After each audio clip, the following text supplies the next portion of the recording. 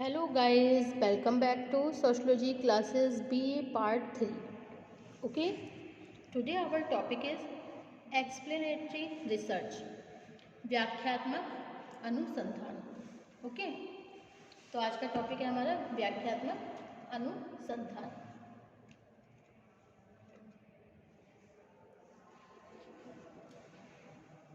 According to Charles कूले के अनुसार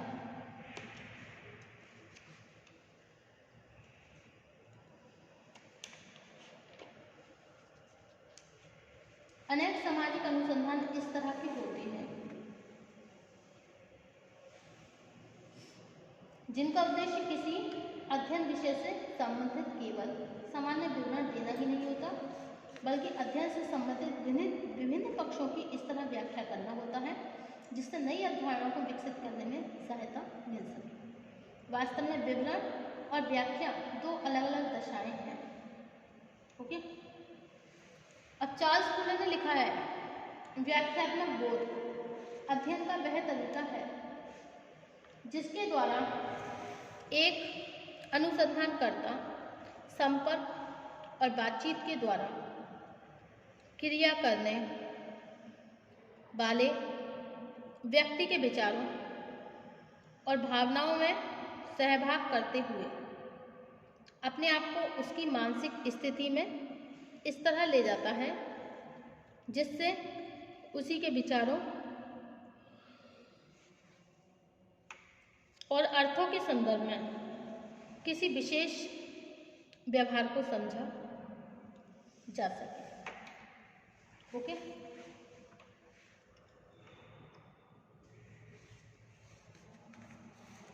वर्णनात्मक अनुसंधान के द्वारा किसी अध्ययन विषय पर अथवा समस्या की समान प्रकृति को ही समझा जा सकता है.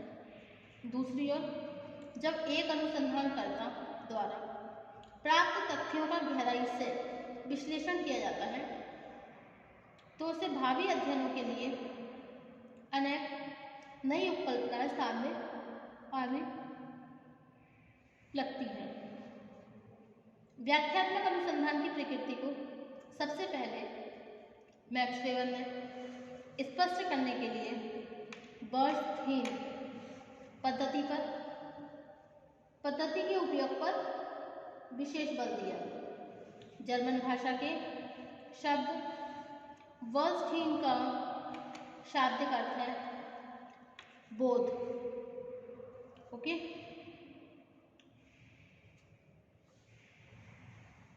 अंडरस्टैंडिंग अथवा अंतर्दृष्टि, इंसाइट. इससे स्पष्ट होता है कि किसी कर्ता द्वारा ही की जाने वाली एक विशेष क्रिया अथवा व्यवहार के अर्थ को समझने के लिए जब हम स्वयं को उसके स्थान पर रखकर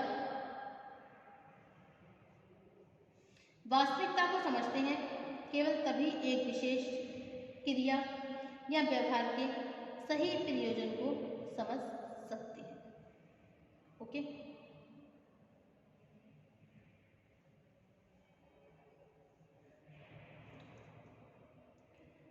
व्याख्यात्मक अनुसंधान अध्ययन का वह तरीका है जिसके द्वारा विभिन्न सामाजिक घटनाओं के निहित अर्थों और उसके द्वारा सामाजिक दशाओं पर पड़ने वाले प्रभाव को समझा जाता है.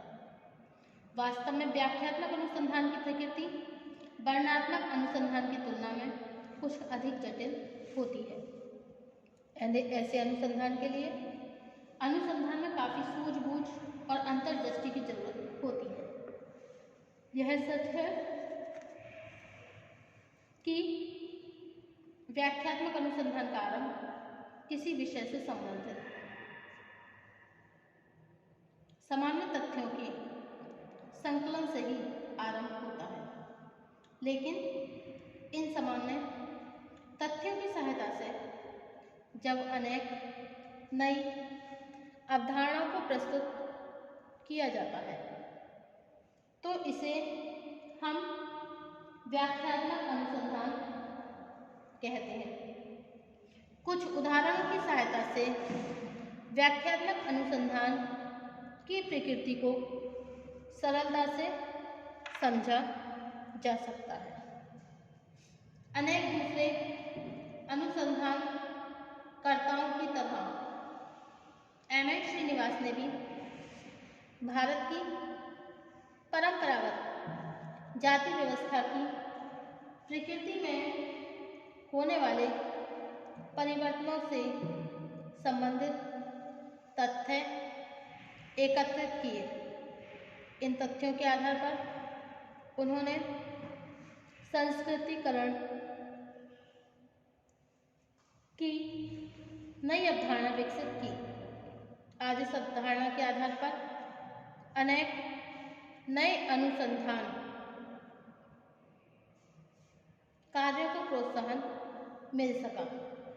दूसरा उदाहरण मैकेम मैरियट द्वारा भारत में किए गए ग्रामीण अध्ययनों का लिया जा सकता है, जो उनकी पुस्तक ब्लेस इंडिया में प्रकाशित हुई। मैरियट ने ग्रामीणों के धार्मिक विश्वासों और परंपराओं का अध्ययन करके केवल एक सामान्य विवरण ही प्रस्तुत नहीं किया,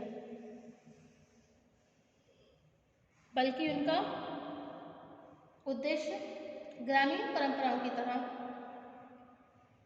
व्याख्या करना था, जिससे उनके संदर्भ में ग्रामीण समुदाय के विशेष व्यवहारों को समझा जा सके। ग्रामीण परंपराओं की विविधता को देखते हुए उन्होंने सभी परंपराओं को बृहद परंपराओं ग्रेट ट्रेडिशन और लघु परंपराओं लिटिल ट्रेडिशन जैसे दो मुख्य भागों में विभाजित किया। लघु परंपराएं किस तरह बृहद परंपराओं से प्रभावित होती हैं और स्वयं भी बृहद परंपराओं पर अपना प्रभाव डालती है। इसकी व्याख्या करने के लिए उन्होंने स्थानीयकरण तथा सर्वव्यापीकरण यूनिवर्सलाइजेशन जैसी अवधारणाओं को प्रस्तुत किया। तीसरा उदाहरण रॉबर्ट रैटफील्ड का भारत में किए जाने वाले ग्रामीण अध्ययनों से लिया जाता है। अपने अनुसंधान कार्य के द्वारा रैटफील्ड ने ग्रामीण समुदाय की प्रमुख विशेषताओं को स्पष्ट करने के साथ ही कृषक समाज, पीसेंट सोसाइटी तथा लघु समुदाय लिटिल कम्युनिटी की व्याख्या पर विशेष बल दिया।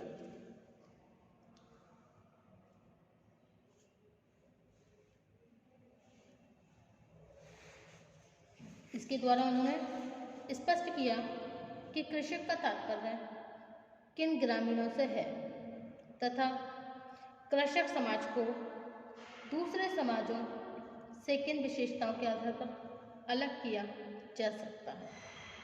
इससे स्पष्ट होता है कि व्याख्यात्मक अनुसंधान का उद्देश्य नई अवधारणाओं के द्वारा किसी विषय की व्याख्या करना होता है। ओके, अब नेक्स्ट पॉइंट है हमारा अन्वेषणात्मक अनुसंधान।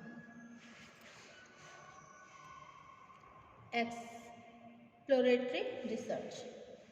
जब किसी समस्या के सैद्धांतिक तथा व्यावहारिक पक्ष की पर्याप्त जानकारी नहीं होती तथा अनुसंधानकर्ता का उद्देश्य किसी विशेष सामाजिक घटना के लिए उत्तरदायी कारणों की खोज को निकालना होता है, तब अध्ययन के लिए जिस अनुसंधान का प्रयोग किया जाता है उसे हम अन्वेषणात्मक अनुसंधान कहते हैं।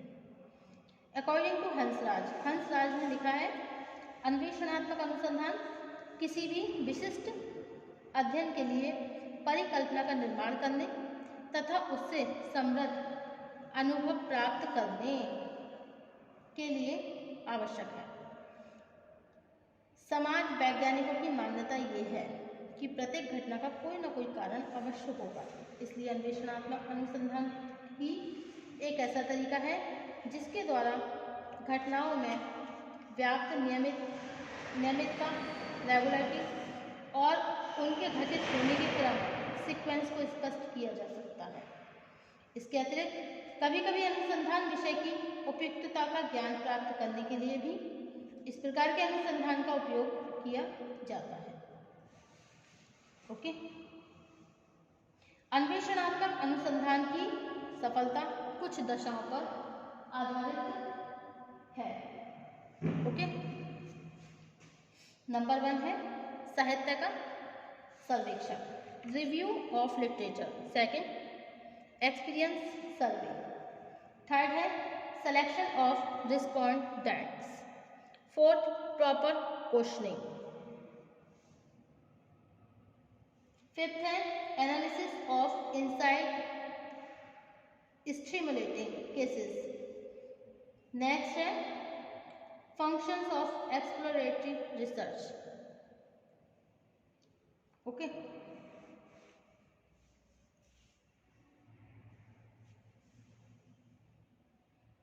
तो नंबर 1 आपका क्या है, साहित्य का सर्वेक्षण, रिव्यू ऑफ लिटरेचर। अन्वेषणात्मक अनुसंधान की सफलता के लिए यह आवश्यक है। अध्ययन विषय से संबंधित प्रकाशित एवं अप्रकाशित साहित्य का अधिक से अधिक अध्ययन किया जाए। साहित्य के सर्वेक्षण से परिकल्पना के निर्माण में सहायता मिलती है। नंबर 2 है अनुभव सर्वेक्षण, एक्सपीरियंस सर्वे। सामाजिक ज्ञान का एक बड़ा भाग अलिखित रूप में होता है। ओके, इस स्थिति में अनुसंधान के लिए आवश्यक है ऐसे व्यक्तियों से अध्ययन विषय से संबंधित ज्ञान प्राप्त किया जाए। नंबर 3 है सूचनादाताओं का चयन, सिलेक्शन ऑफ रिस्पोंडेंट्स। अन्वेषणात्मक अनुसंधान की सफलता इस तथ्य पर ही आधारित है। नंबर 4, उपयुक्त प्रश्न पूछना, प्रॉपर क्वेश्चनिंग। अन्वेषणात्मक अनुसंधान की सफलता के लिए आवश्यक है अध्ययन विषय से संबंधित प्रश्न पूछने में किसी उपयुक्त विधि को अपनाया जाए। नंबर 5, अंतर्दृष्टि प्रेरक घटनाओं का विश्लेषण, analysis of insight stimulating cases. इस अनुसंधान की एक महत्वपूर्ण आवश्यकता अंतर्दृष्टि प्रेरक घटनाओं का विश्लेषण करना है। ओके, अन्वेषणात्मक अनुसंधान के कार्य अथवा महत्व, function of exploratory research. Next topic होगा हमारा अन्वेषणात्मक अनुसंधान के कार्य अथवा महत्व। Thank you for watching my YouTube channel. Thank you so much.